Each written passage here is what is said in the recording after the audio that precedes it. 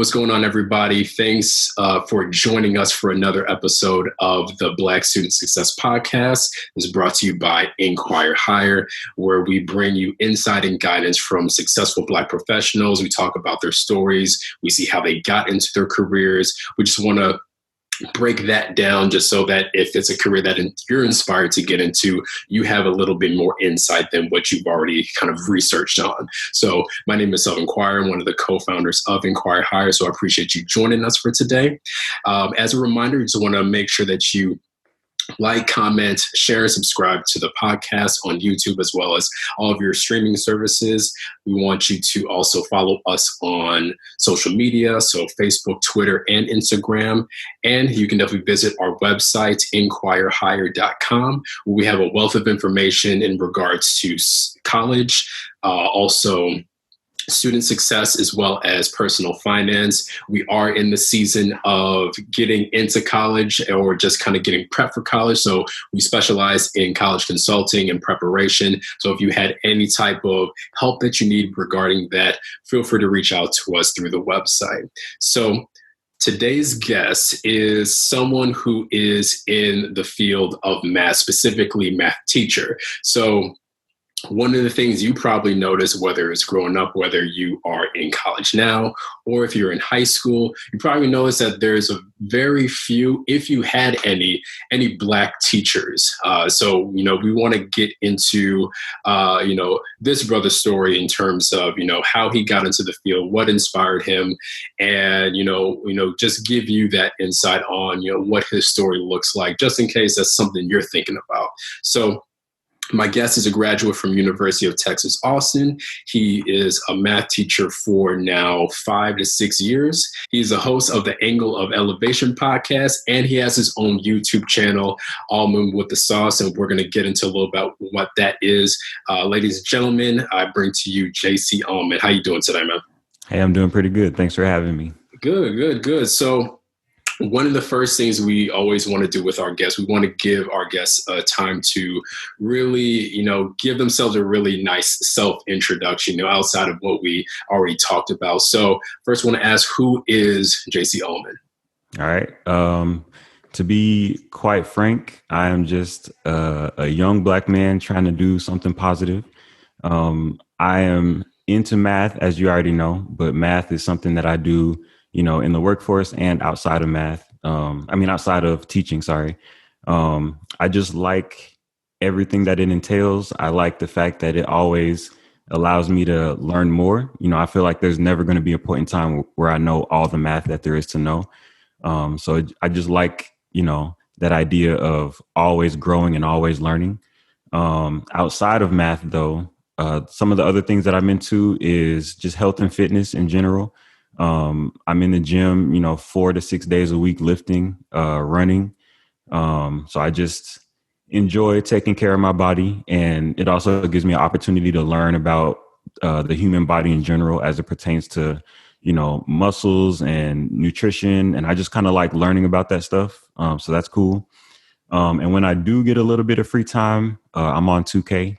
That's the only game I play. I literally play nothing else. I bought GTA not too long ago, and I've played it like twice, and it's just straight back to 2K. So that's just what I love doing. It's a de-stressor, and I have a lot of friends from college who play, so it's just our time to, hang out with the fellas and talk about life and things like that. So yeah, that's kind of me in a nutshell. Absolutely. 2K, I'm not a big sports person, but, everywhere I go, whether it's, on social media or just talking to people that I know, it's always something 2K, whether it's, basically, the, NBA, some folks have even gotten into the wrestling part of it, but it's good that you have a de-stress, the whole idea of health is wealth and everything, just making sure that out of all the cool things that you're doing, you're taking that time to just really focus on you. So that's dope to hear. Now, what inspired you to really get into math or specifically become a math teacher? Okay. Well, for me, ever since like 8th grade and up, math has always just been the subject that not only was I best at compared to my other subjects, but it was just interesting to me, like the way that numbers work and the the concept of everything just making logical sense. Like, I feel like that idea just was fascinating to me. And fortunately, I took a liking to it from a young age. And also, fortunately, I was blessed to have very solid foundational teachers growing up. I always give credit to my teacher that I had for both pre-calculus and calculus in high school, Miss Scalf. I feel like if I didn't have her as a teacher, I probably would not be as into math as I am today. Simply because she was just so solid in like her instruction, and she just broke everything down so perfectly, and she was very passionate about it. So honestly, that had a part to do with why I'm a teacher. But the main event that led me to do what I'm doing today is whenever I was in college and I would come back to visit home for the break, all the family and friends in the neighborhood and like at my church and stuff, they knew that I was because initially I was in college for engineering. That was my initial major, was electrical engineering. And so they knew that I was good at math. And so their kids would always need math help. And they'll be like, oh, I'll pay you, $20 an hour to help my kid. And, at that time I was a broke college kid. So any money I could come by, I was like, I didn't hesitate. And so there would be like 5 people a week I was tutoring, and so often did the students tell me, man, my teacher never taught it to me like that. Or, now that you explain it this way, it makes so much more sense now. And so many kids would say that. And I was like, okay, maybe I might, have a talent at this stuff. And so that right there was my initial jump into why I became a teacher. So it was that, and the fact that I knew that there were so few of us, in the profession, that kind of inspired me to, be that positive change. Okay. Man, 200 an hour? That's 20. Oh, okay. 20, sorry. I was like, you're coming across some gold before you even graduate. Yeah, nah. That's what's up. So, so instead of math, before you really had that revelation and you were getting into teaching folks, what was the initial goal with electrical engineering?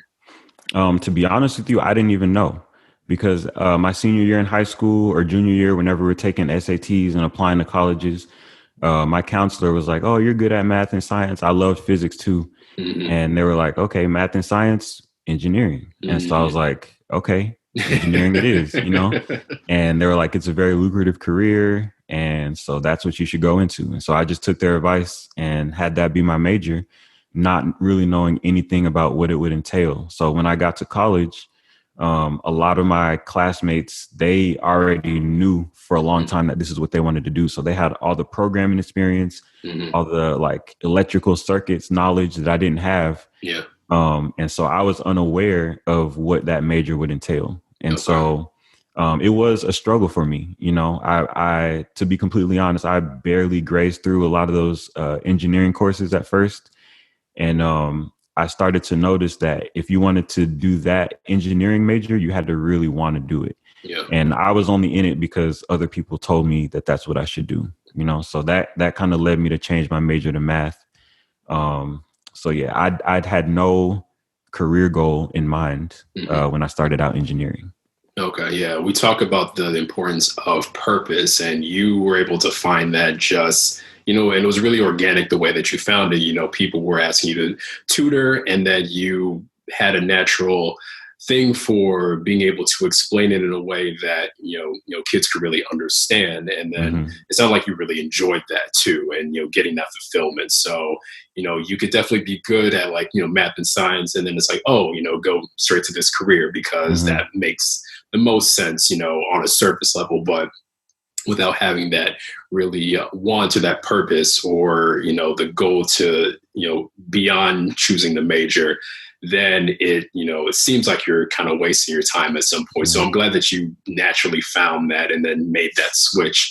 So, everything happens for a reason, right?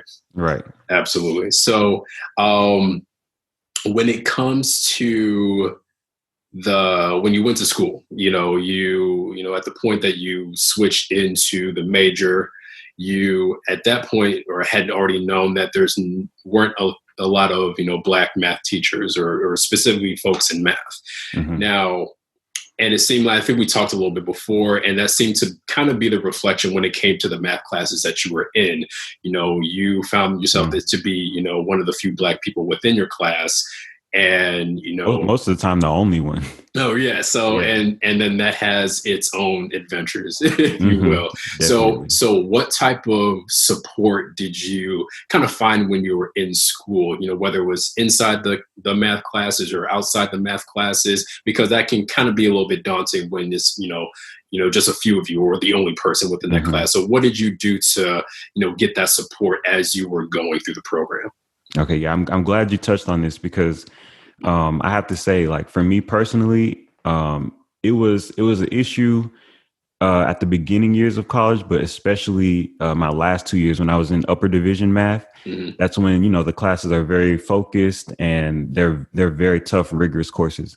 And for me, I would almost every class when I would walk in, you look around and there's literally nobody like me. And so I'm asking myself, like, where are we at, And I feel like thinking back on it, I really feel like it had a negative effect on my academic performance. Like taking tests, I'm part of my brain is focused on getting the right answers. And another part of my brain is thinking like, oh, these white and Asian people, like, do they expect me to, do worse than them? Just those type of thoughts in the back of my head that, you want to ignore it, but it's impossible when you're surrounded by nobody like you. Right. So with that being said, just the few Black peers that I had at UT, my roommates, they were kind of in a similar situation. So we often talked about our struggles in that regard. And then I was also in NSBE, which, if anybody doesn't know, it stands for the National Society of Black Engineers. Even after I switched my major from engineering to math, I stayed active in the organization. And that is just a collection of Black people just trying to uplift each other and encourage each other. So that organization definitely played an important role in my success. Okay. So, I'm glad that you actually mentioned that because we had a NSBE on our campus. I went to Marquette and, my thought, because I wasn't in the field, just like an outsider looking in, I'm thinking, okay, that's just, all engineering students. But in your case, you stuck with it, even though you switched to math. Now, did you see anybody else that either didn't start off in engineering or kind of did the same thing where they were an engineering student and they switched, but still still kept active within the group?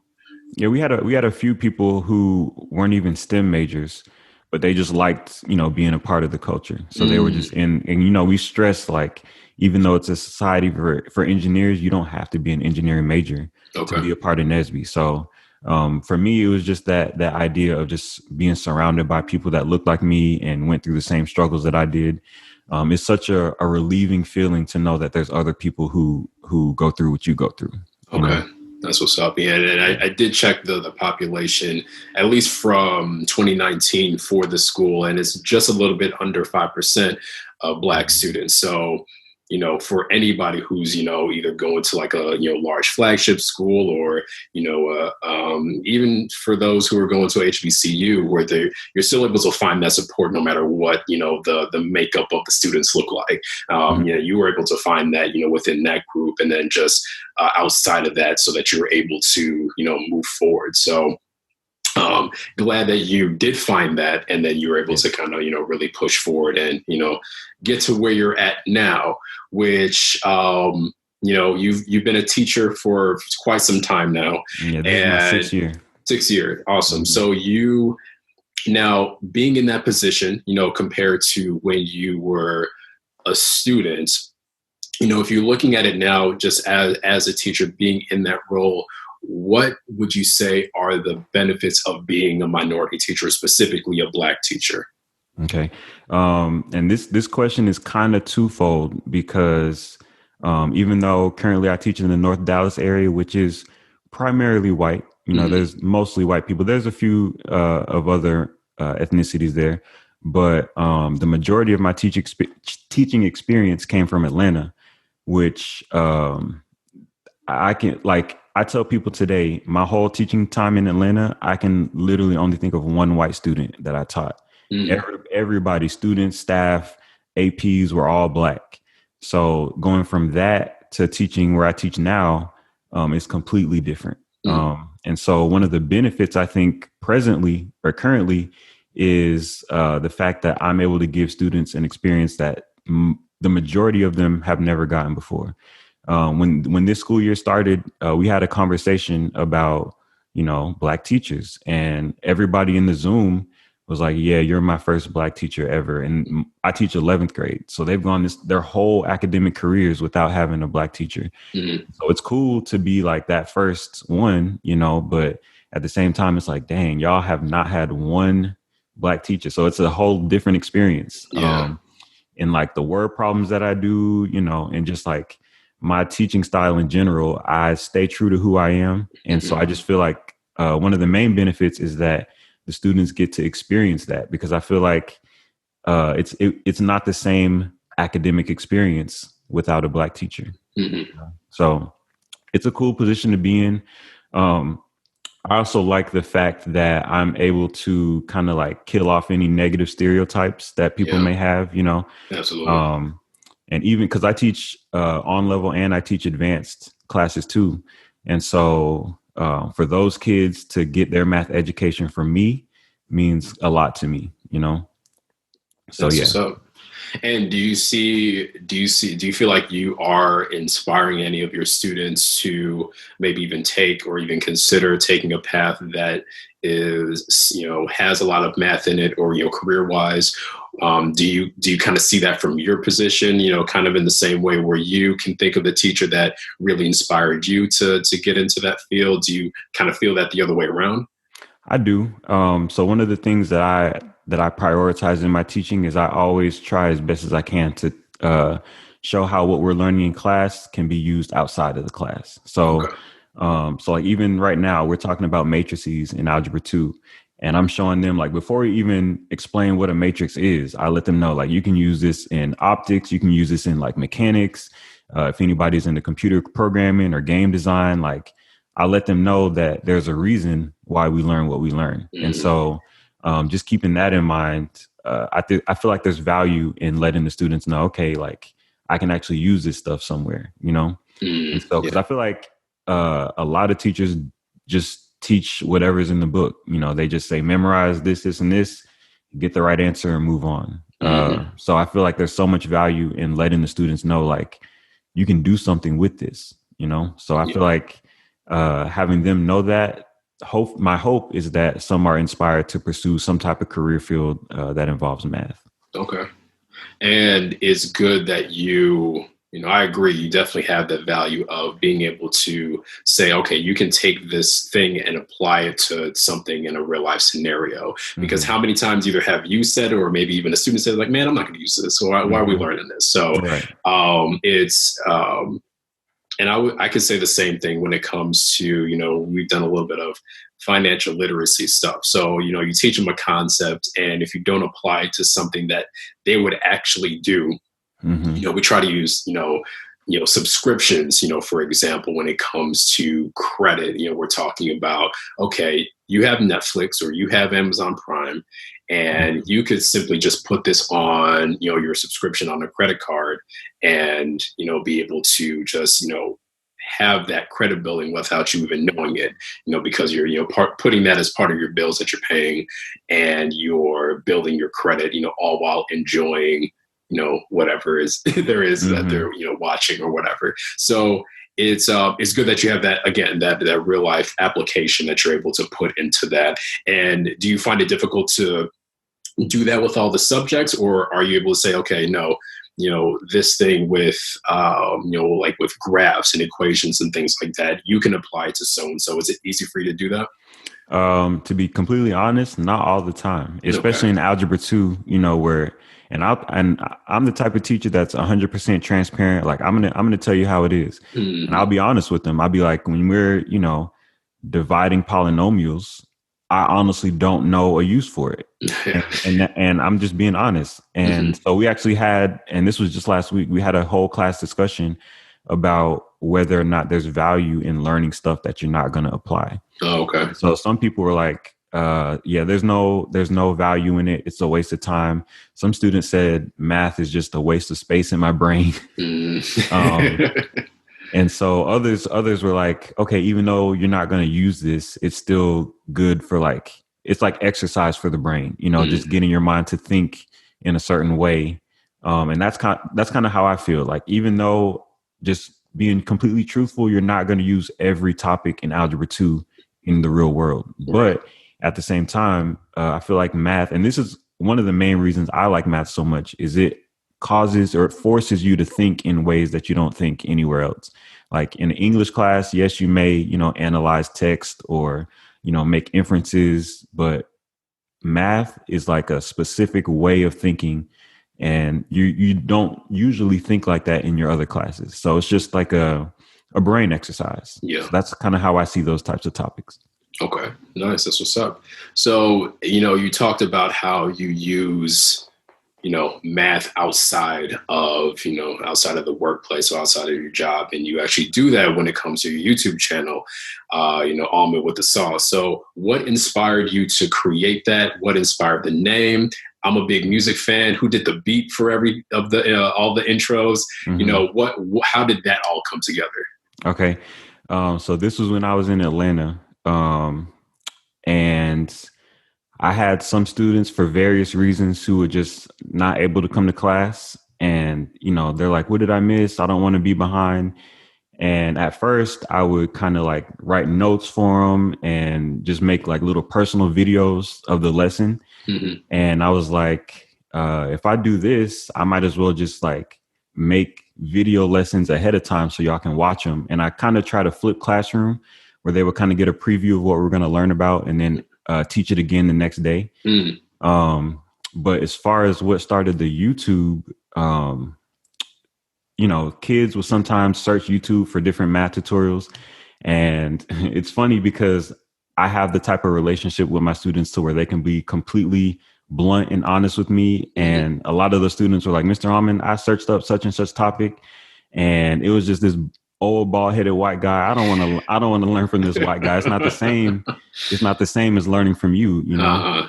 And so that inspired me to go and look myself. Like, are there any Black people who are teaching math on the internet? And I tried for so long, and I found like 2. And they were like inactive channels and didn't have that much content up there. So I was like, man, I could really be like that one go-to Black person, for math help. And so that's kind of what inspired me to start the channel.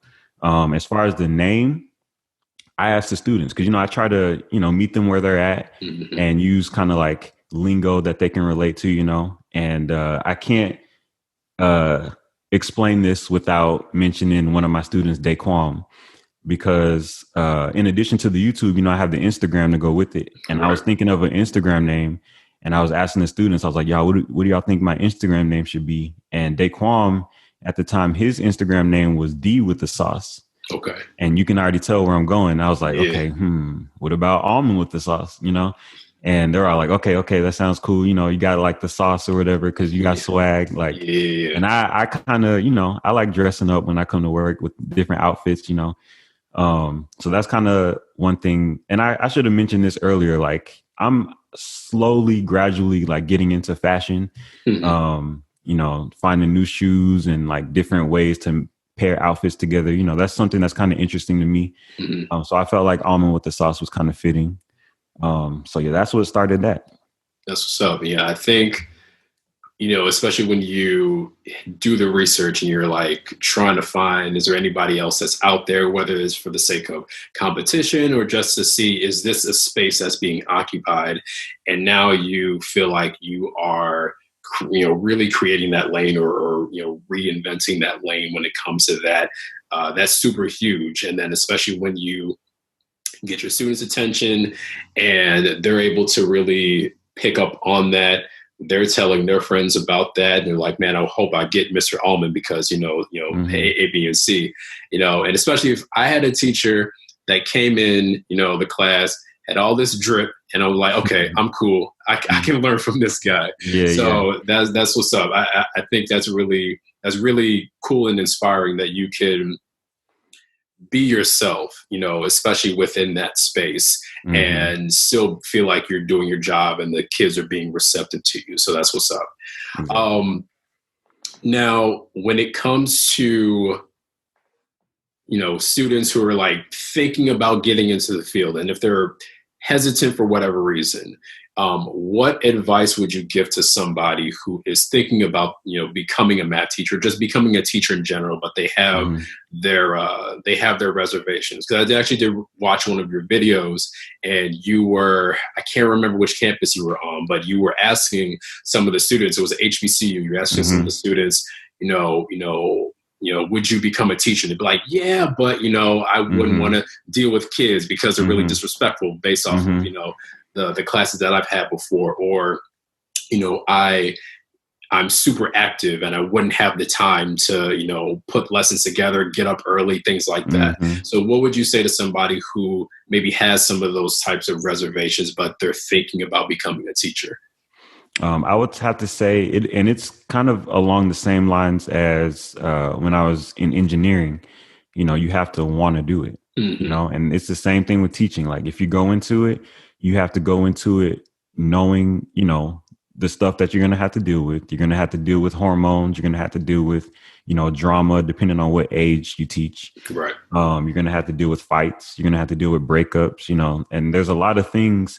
And honestly, there's a lot of things that I didn't anticipate going into the field that I wasn't really prepared about. So just knowing that, it's going to be tough. There's going to be work outside of work that you have to do, going home. And like that other student said in the video, making lessons, grading papers, and you're not clocked for those hours, so there's work that you have to put in outside of the classroom. So you just have to be ready to do that. And overall, you just have to want to do it. Teaching isn't one of those professions where you can just be like, oh, I want to be a teacher. Let's try that out. No, you have to know, like in your heart, that this is what you want to do. Because I feel like it's unfortunate, but some students out there, they have teachers who aren't passionate about it, and they just kind of just go through the motions and, give this lackluster education. And it's unfortunate. So I would advise anybody going into the field to, just actually want to do it. Absolutely. So when it comes to, let's say that you went on this path, let's say that you didn't actually go into teaching, but you stuck with math, and there's another career that you wanted to get into, what would that be? Or what are some of the other types of careers that involve a large amount of math that you could see yourself getting into if you weren't a teacher? And I've thought about this before. Students have asked me, like, if you weren't a teacher, what would you be doing? And I've thought about it, and I feel like for me, there's two other career fields. One being one to do like analytics for like sports teams. I always thought that would be super cool to, crunch the numbers for ESPN or something like that. Or do some type of statistical analytics for like coaches or something like that. That's just straight math. So I would have definitely been interested in that. And additionally, optometry. Ever since a young age, I'm super blind. Like if I don't have contacts or glasses, there's no hope for anything. Okay. So I was just, as a kid, I was always interested, like going to the eye doctor's office, like how do they, magnify my vision, and I just feel like the human eye is just fascinating to me. Like the fact that, we see upside down, but our brain flips the image so we can see like how it's supposed to be. Yeah. And I just find that so interesting. And I'm sure there's a great deal of math in regards to prescriptions and like different types of eye measurements, I'm sure there's a great deal of math in that. So I probably would have pursued a career in optometry. That's what's up. I'll say join the club when it comes to being blind. I've got contacts in right now, but I'm, just bat blind, Same. And you don't have to say your prescription. Mine is negative 5.25. So I don't know if it's higher or lower than that, but that's where I fall in the blind spectrum. So I don't know if that are you worse or better than me? Or I'm trying to remember because I've been wearing glasses for like a year now. I forgot. now that you say that, I want to go find my prescription card and see. But I know it's bad. Like I've tested it out before. I take my glasses off and see like how far away from the microwave I can read the time. Yeah. And it's literally like maybe a little bit longer than a foot away. Like it's so bad. I know that. I know that. Yeah. I've been in the game since third grade. So yeah, them big bifocals. Oh, big gold. I don't know what my mom picked out, but I had to go with it. Apparently, these like super huge frames. They got smaller over time. Made the transition to glasses and everything. So, it's a fun world to be in. But you get into fashion, you get the option of having these different accessories when it comes. Exactly. So, you can make it work for yourself. So exactly. Last question that I have for you, not necessarily related to math, but with you being from Texas, I've been to Texas one time. I was actually in Austin. It was for the South by Southwest conference. This was years ago. This was like 2009. And so I don't recall the food that I ate because I was really just focused on the music. But for someone who's never been to Texas, and anywhere in particular, it doesn't really matter. What would you say is the best food in Texas? Okay. Now, when you sent me the list of questions, I was thinking about it and I tried to narrow it down to one. Okay. But I got to pick three. Okay. There's three of them in there. So Whataburger, first of all. I don't know if it's Texas exclusive or not, but when I was in Atlanta, I missed Whataburger so much. And it was funny, when I moved back to Texas from Atlanta, I had all of my stuff in the car and I didn't even drop it off. I went straight to the Whataburger drive-thru. I missed it so much. It's just so good. Like the honey butter chicken biscuit. And it's a good and a bad thing because where I live right now, Whataburger is literally like a 5-minute walk. I know what that is. So, like. and they're 24/7. So it's just literally whenever you can just go to Whataburger, get you something. But Whataburger's on there. And then this used to be the spot when I was in college, Torchy's Tacos. Okay. Get you a trailer park. Make sure, and if anybody's listening and goes to Torchy, make sure you get a trailer park and get it trashy. They garnish that thing with like, it's just so good. And I've never had a taco that compares to Torchy's. They're so good. So Whataburger, Torchy's, and then this is an Austin exclusive spot. It's a burger spot called Hop Dotty. Literally by far, hands down, the best burger I've ever had. They have like all these different options, like different cheeses, different toppings, and they have these queso fries. So good.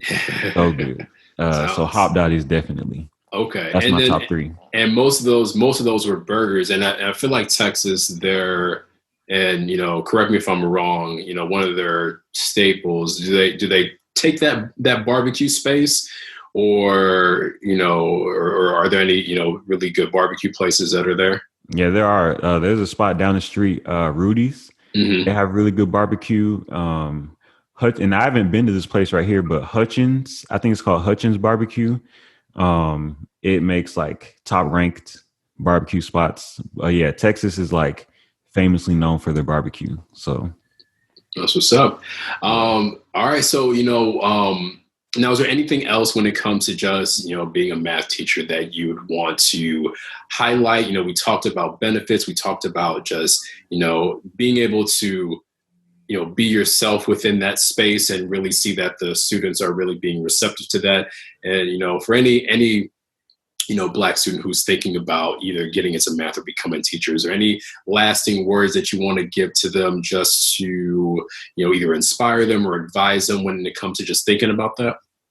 I would say for anybody thinking about entering the profession as a Black person, just always be mindful that there are some people in this country who view us a certain way. Not saying every student is like this, but there are people like, who see us and be like, oh man, I'm not going to get as good of a math education from this guy as opposed to this Asian teacher. You know what I mean? So my advice is to just always be mindful of that and always, put your best foot forward and try to give the highest quality of education possible. And that's honestly one of the things that I pride myself in is that like when I teach math, I don't like, first of all, I'm anti-memorization. You know, I feel like you don't have to memorize much in math if you understand like the underlying concepts. Okay. So I take extra time to explain the reasoning behind everything, just so that the students can get like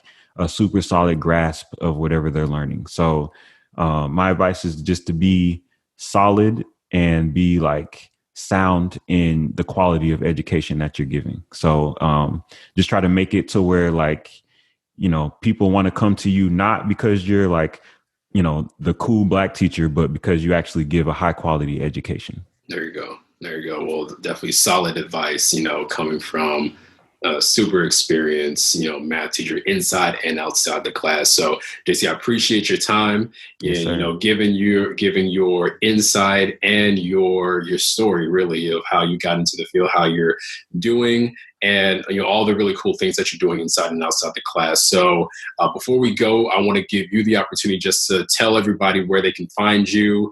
Definitely plug the YouTube channel. I will definitely vouch for that. It's a fun channel to watch, you know, for the math and just everything that you do to really get them engaged. So tell everybody where they can find you. Okay. So the main place you can find me is, like you said, the YouTube. It's Allmond with the Sauce. Everything is spelled correctly. The only thing I have to emphasize is when you type in almond, a lot of people just put like how the nut is spelled with one L. And I'm not that big on there yet to where I come up, but you have to put two L's in the last name. If you put, you know, almond with one L, you're going to get nothing but like food recipes and like, you know, different peanut sauces and stuff like that. So I've had students be like, I tried to find your channel, but I couldn't find it. They're typing in one L. So you got to type in both L's. I'm also from the YouTube. You can find me. I'm on Instagram, Facebook, Twitter. All of that is linked in my YouTube banner. So you can find me there. Awesome. All right. Well, I appreciate you. And, you know, we'll put all of that information in the description. Thank you, everybody, for listening and watching. Hopefully you've gotten a lot of good gems out of this one. So just want to remind you that you can still find us on our website, inquirehigher.com. You can find a lot of cool information on there. Mr. Allmond is actually featured on our website, so definitely check it out there. And, you know, if you have any questions or you want to, you know, hear about a specific career, you know, we can definitely try to find that person and you'll be able to talk to them and hear their story and everything. You can reach us at inquirehigher@gmail.com. Again, thanks for everybody for showing up and listening and watching. And until next time, peace to you and have a great day.